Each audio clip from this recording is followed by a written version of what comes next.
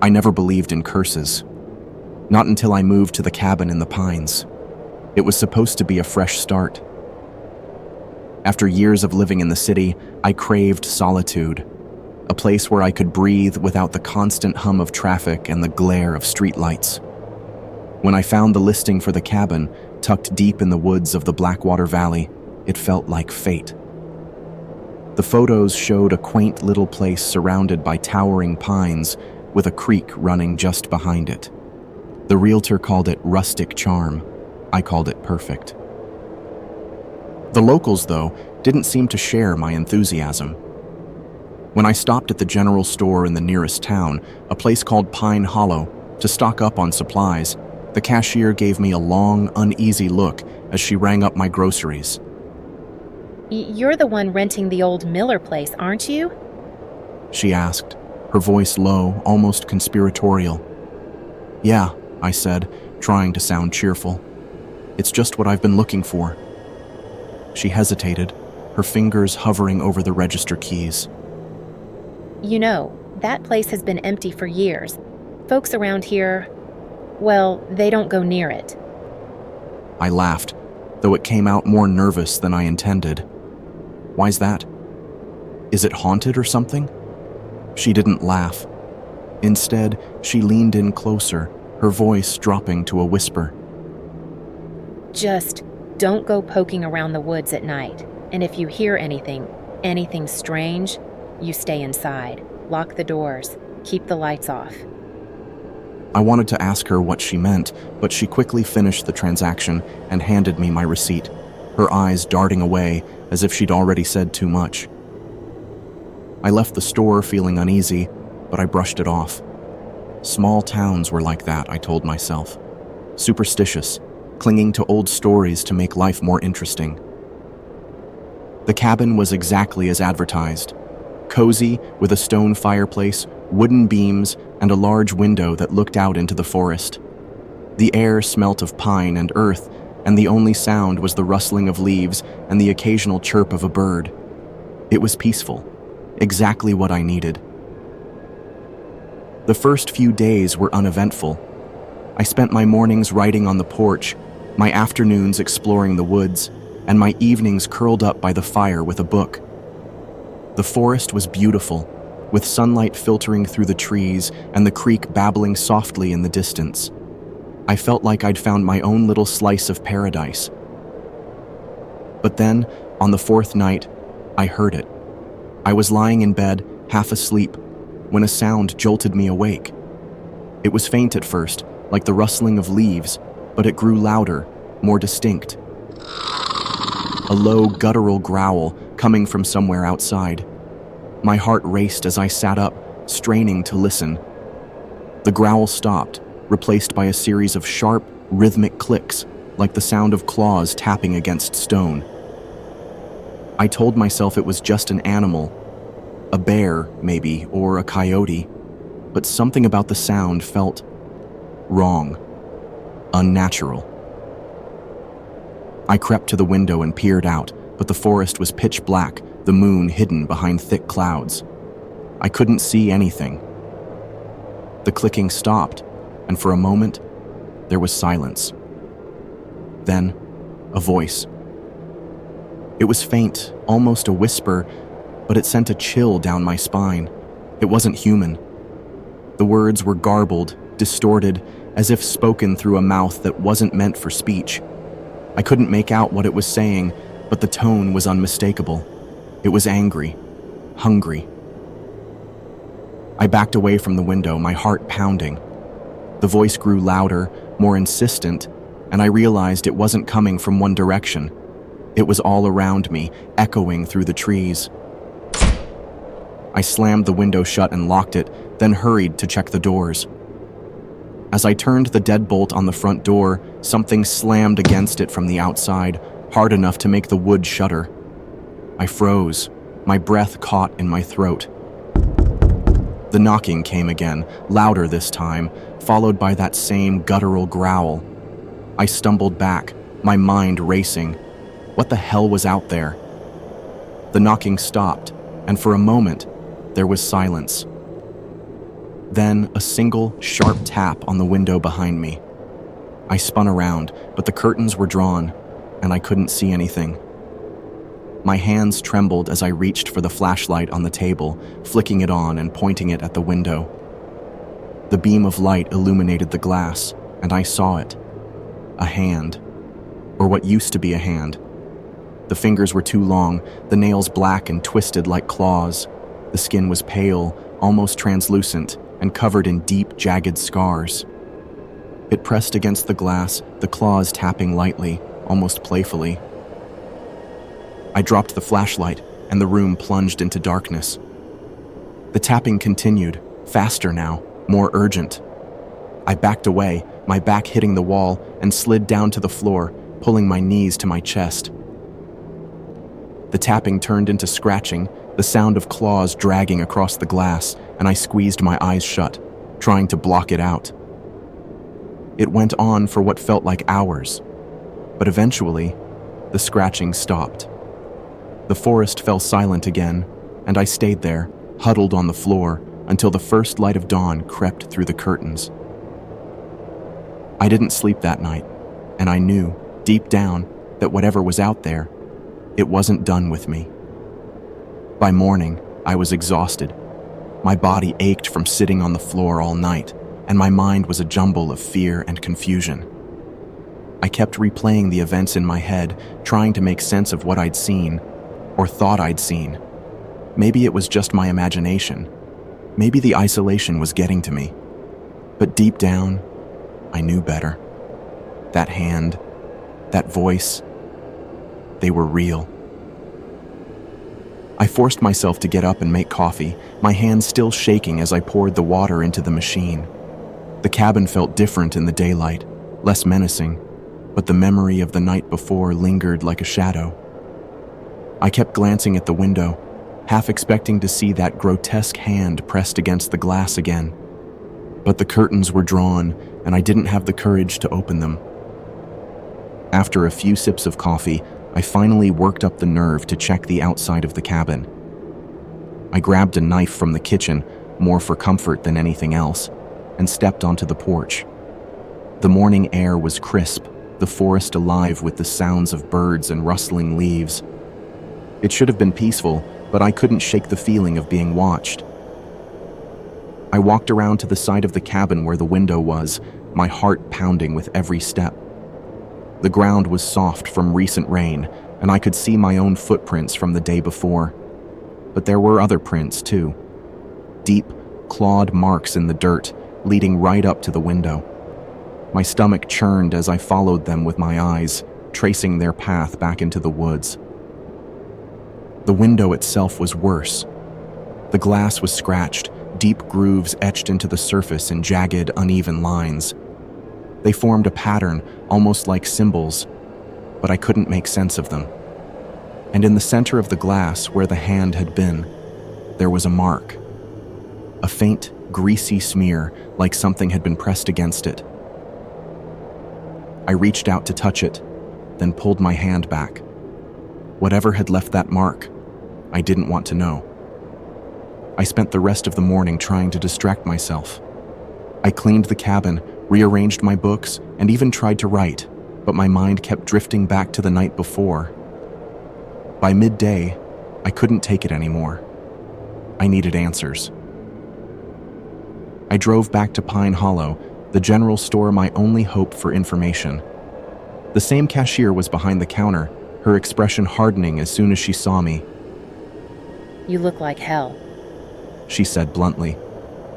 Yeah, well, I didn't sleep much, I replied, trying to keep my voice steady.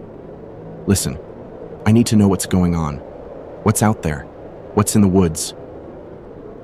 She hesitated, glancing around the store as if someone might overhear. Then she leaned in close, her voice barely above a whisper. You shouldn't have gone there. The Miller place. It's cursed. Bad things happen to folks who stay there. Cursed? I repeated, my voice rising. What do you mean, cursed? She shook her head, her eyes darting to the door. I can't say much, but if you've seen it, if it's marked you, you're in trouble. Marked me? I asked, my stomach dropping. "What are you talking about?" She didn't answer. Instead, she reached under the counter and pulled out a small, weathered book. It looked ancient, the cover cracked and faded. She shoved it into my hands. "Take this. It might help, but don't tell anyone I gave it to you." I stared at the book, then back at her. "What is it?" "Just read it. She said, her tone final. And whatever you do, don't go back into the woods at night." I left the store with the book tucked under my arm, my mind racing. The cashier's words echoed in my head. "If it's marked you, you're in trouble." I didn't know what that meant, but I had a sinking feeling I was about to find out. Back at the cabin, I sat at the kitchen table and opened the book. The pages were yellowed and brittle, the text written in a cramped, spidery hand. It was hard to read, but as I flipped through it, certain words jumped out at me. Curse, sacrifice, the Watchers. My blood ran cold as I pieced together the fragments of information. According to the book, the woods around the cabin were home to something ancient and malevolent. The locals called them the Watchers, entities that had been here long before humans, bound to the land by some forgotten ritual. They were said to be protectors of the forest, but their idea of protection was twisted. They didn't take kindly to intruders, and if they marked you, it meant they'd chosen you. I slammed the book shut, my hands trembling. This had to be some kind of joke, a local legend blown out of proportion. But the scratches on the window, the hand, the voice, they were real. And if the book was right, I was in way over my head. As the sun began to set, I found myself staring out the window, the forest growing darker by the minute. The cashier's warning echoed in my mind. Don't go back into the woods at night. But what if I didn't have a choice? What if they came for me again? I didn't have to wait long to find out. Just as the last light faded from the sky, I heard it, the clicking. It started softly, almost imperceptibly, but it grew louder, closer. My heart raced as I grabbed the knife from the kitchen and backed into the corner of the room, my eyes fixed on the window. The tapping came next, sharp and deliberate, followed by that same guttural growl. I could feel it in my chest, vibrating through the walls. And then, the voice. It was clearer this time, the words more distinct. "Come out!" It hissed, the sound slithering through the cracks in the window. "We've been waiting for you." I clenched the knife tighter, my knuckles white. "Leave me alone!" I shouted, my voice shaking. The laughter that followed was worse than the voice. It was high-pitched, almost childlike, but there was nothing innocent about it. It echoed through the cabin, coming from every direction at once. And then, the scratching started again. This time, it wasn't just on the window. It was on the walls, the doors, the roof. It was everywhere. I was trapped. The scratching didn't stop. It clawed at the walls, the doors, the windows, every surface of the cabin. The laughter grew louder, more manic, and I could feel it crawling under my skin, burrowing into my mind. I pressed myself into the corner, clutching the knife like a lifeline, but I knew it was useless. Whatever was out there, it wasn't something I could fight with a blade. Then, as suddenly as it started, the noise stopped.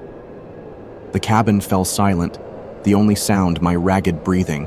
I stayed frozen in place, my ears straining for any sign of movement. Minutes passed, or maybe hours. I couldn't tell. Time had lost all meaning. Finally, I forced myself to move. My legs were stiff, my muscles screaming in protest, but I managed to stumble to the window. I pulled back the curtain just enough to peek outside, my heart pounding in my chest. The forest was still, the trees silhouetted against the moonlit sky. At first, I didn't see anything unusual, but then my eyes caught movement near the edge of the clearing. Something was out there, crouched low to the ground. It was hard to make out in the dim light, but I could see its shape, long, spindly limbs, a hunched back, and a head that seemed too large for its body.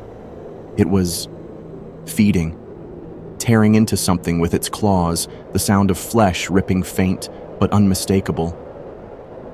I gagged, bile rising in my throat, and let the curtain fall back into place.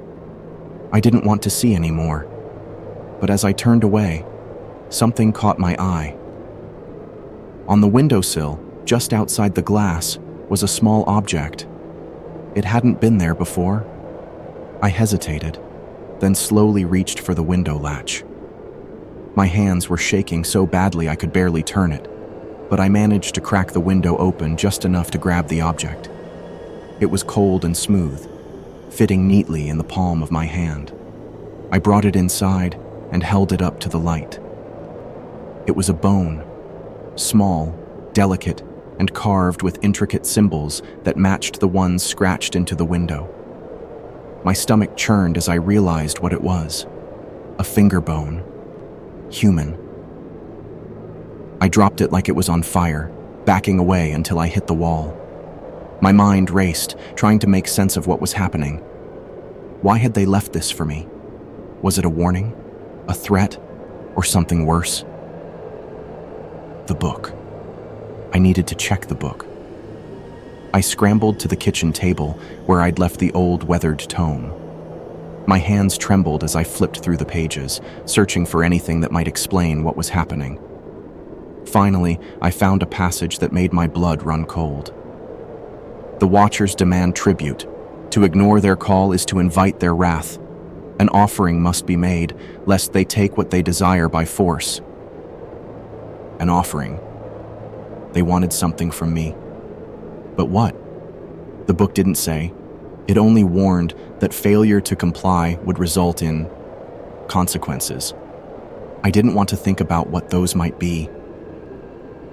I sat there for a long time, staring at the book, the bone on the floor, and the scratches on the window. The silence was deafening, but I knew it wouldn't last.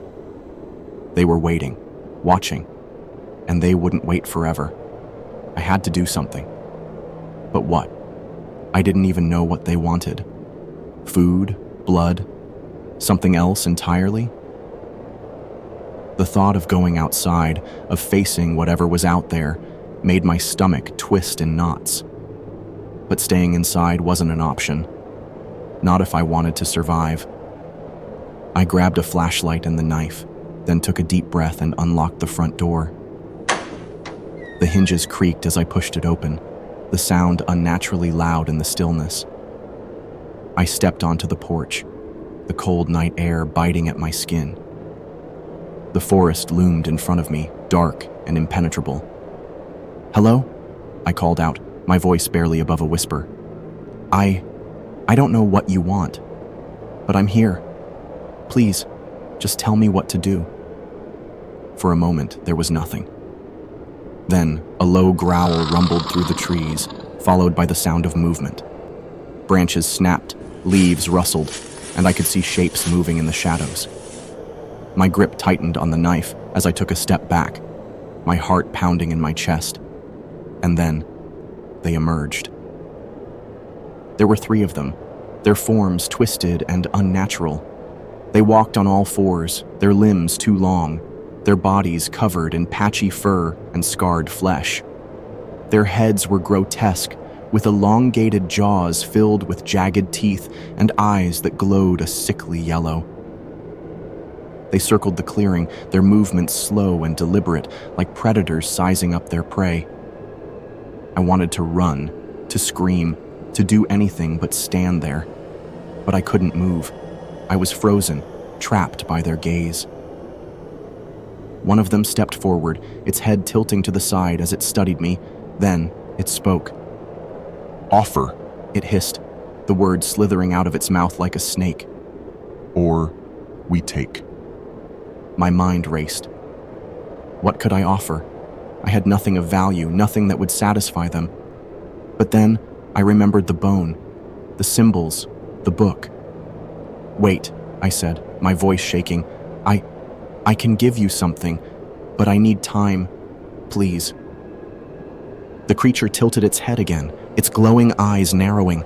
Then it let out a low, guttural sound that might have been a laugh. "One night, It said. no more." I nodded, my throat too tight to speak. The creatures turned and disappeared into the trees, their forms melting into the shadows. I stood there for a long time, staring into the darkness, before I finally went back inside. I had one night to figure out what they wanted, and if I failed, I didn't want to think about what would happen. I didn't sleep that night. How could I? The Watchers had given me one night to figure out what they wanted, and I had no idea where to start. The book was my only hope, but its pages were filled with cryptic passages and faded symbols that made no sense to me. I spent hours poring over it, searching for anything that might help. Finally, as the first light of dawn crept through the windows, I found something. A passage near the back of the book, written in a different hand than the rest. It was clearer, more direct, and it sent a chill down my spine. To appease the Watchers, an offering must be made, not of flesh or blood, but of memory. The Watchers feed on fear, on pain, on the essence of what makes us human. To give them what they desire, one must surrender a piece of themselves. I read the passage over and over, trying to understand what it meant. Surrender a piece of myself? How? What did that even mean? The book didn't elaborate, and I was left with more questions than answers. But I didn't have time to figure it out. The sun was rising, and I knew the Watchers would return at nightfall. I had to prepare. I spent the day gathering supplies, candles, matches, a small knife, and a few other items I thought might be useful. I didn't know what I was doing, but I had to try something. The thought of facing those creatures again, of hearing their guttural voices and seeing their twisted forms, filled me with dread. But I had no choice. If I didn't give them what they wanted, they would take it by force. As the sun began to set, I set up a makeshift altar in the center of the cabin. I arranged the candles in a circle, lit them, and placed the bone I'd found on the windowsill in the center. I didn't know if it would work, but it was all I had. I sat cross-legged in front of the altar, the knife in my hand, and closed my eyes. The book had mentioned surrendering a piece of myself, and I had a terrible feeling I knew what that meant. But I couldn't back out now. Not when the alternative was so much worse. I took a deep breath and pressed the blade to my palm. The pain was sharp and immediate, but I forced myself to stay still. Blood welled up from the cut, dripping onto the bone and the floor below. I focused on the pain, on the fear, on the memories that had brought me here. The loneliness, the desperation, the feeling of being trapped. I let it all flow through me, pouring it into the offering. For a moment, nothing happened. Then, the candles flickered, their flames growing taller and brighter. The air grew thick and heavy, and I could feel something pressing down on me, like a weight on my chest. The bone began to tremble, the symbols carved into it glowing with a faint, eerie light. And then, the voices started. They were faint at first, whispers in the back of my mind, but they grew louder, more insistent, until they were all I could hear. They spoke in a language I didn't understand, but the tone was clear. They were hungry, desperate, and they wanted more. I clenched my fists, the pain in my palm sharp and grounding. "Take it," I whispered, my voice trembling. "Take what you want, just leave me alone." The voices grew louder, more chaotic, and I could feel them pulling at me, tearing at the edges of my mind. Memories flashed before my eyes, my childhood, my failures, my deepest fears. They were being ripped away, one by one, leaving behind a hollow, empty space. I screamed, the sound tearing from my throat as the pain became unbearable. The candles flared, their flames turning a sickly green, and the bone shattered, the pieces scattering across the floor. The voices reached a crescendo, a deafening roar that filled the cabin, and then silence. I collapsed to the floor, gasping for air, my body trembling. The candles had gone out, and the cabin was dark. But I could feel it. The watchers were gone. For now. I don't know how long I lay there, my mind reeling from what had just happened. But eventually, I managed to pull myself up and stumble to the couch. My hand was still bleeding, and my head felt like it had been split open, but I was alive. That had to count for something. As I sat there, trying to process everything, I noticed something strange. The scratches on the window were gone. The glass was smooth, unmarked, as if nothing had ever happened. But the bone was still there, its pieces scattered across the floor. And as I looked closer, I realized something even more unsettling. The symbols carved into the bone had changed.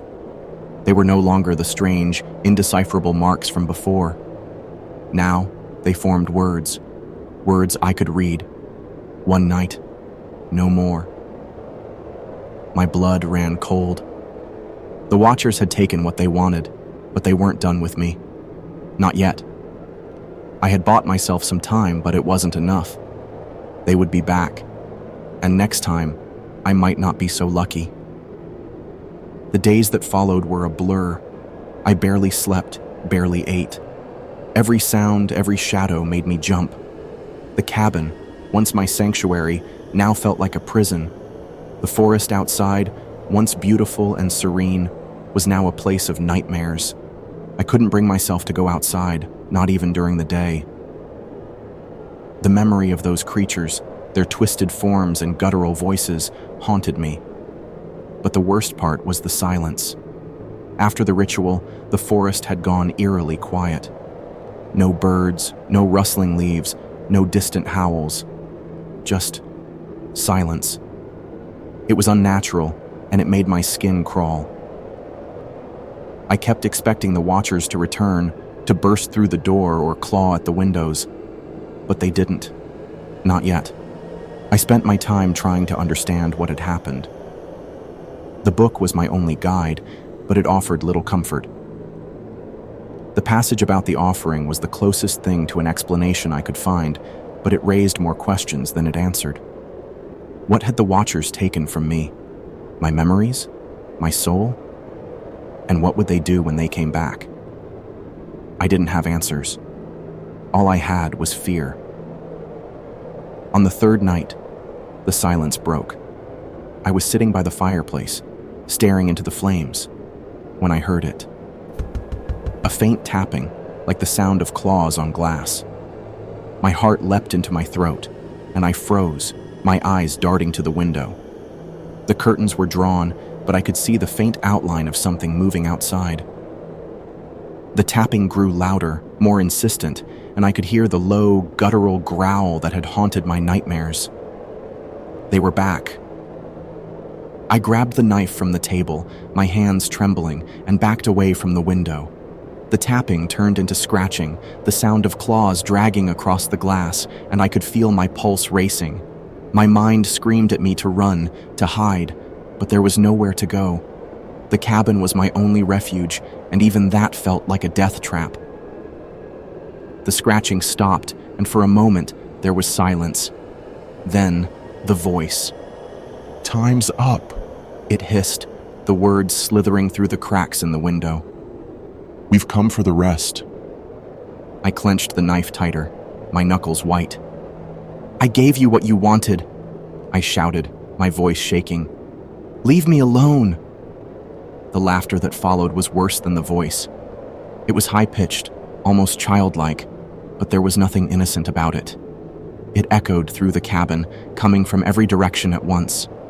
And then, the door began to creak open. I rushed to it, slamming my body against the wood, but the force on the other side was too strong. The door inched open, and I caught a glimpse of what was waiting for me. The Watchers, their twisted forms, their glowing eyes, their jagged teeth. They were here, and they weren't leaving without what they came for. I pushed with all my strength, but it wasn't enough. The door flew open, and I stumbled back, falling to the floor. The creatures stepped inside, their movements slow and deliberate, their eyes fixed on me. I scrambled to my feet, holding the knife in front of me like a shield, but I knew it was useless. They were too strong, too fast. The lead watcher tilted its head, studying me with those glowing eyes. Then it spoke. You gave us a taste. It said, its voice a low, guttural growl. Now we want the rest. I backed away, my mind racing. What did they want? What else could I give them? I had nothing left, nothing but my memories, my soul, my life. The realization hit me like a punch to the gut. They weren't just here for a piece of me, they were here for everything. I turned and ran, bolting for the back door. The watchers let out a chorus of growls and laughter, their claws scraping against the floor as they gave chase. I burst through the door and into the forest, the cold night air biting at my skin. I didn't know where I was going, but I had to get away. I had to survive. The forest was a blur of shadows and moonlight, the trees closing in around me as I ran. I could hear the watchers behind me, their growls growing louder, their claws tearing through the underbrush. I didn't look back. I couldn't. If I stopped, even for a second, they would catch me. I ran until my lungs burnt and my legs gave out. I collapsed against a tree, gasping for air, my heart pounding in my chest. The forest was silent again, but I knew it wouldn't last. The watchers were still out there hunting me, and they wouldn't stop until they had what they wanted. I don't know how long I sat there, my mind racing, my body trembling. But eventually, I forced myself to get up. I couldn't stay here. I had to keep moving. I had to find a way out. But as I stumbled through the forest, I realized something. There was no way out. The watchers were part of the forest, bound to it by some ancient curse. And now, they were bound to me. I don't know how this will end. Maybe I'll find a way to escape. Maybe I'll fight back. Or maybe I'll become one of them. All I know is this: the watchers are real, and they're coming for me.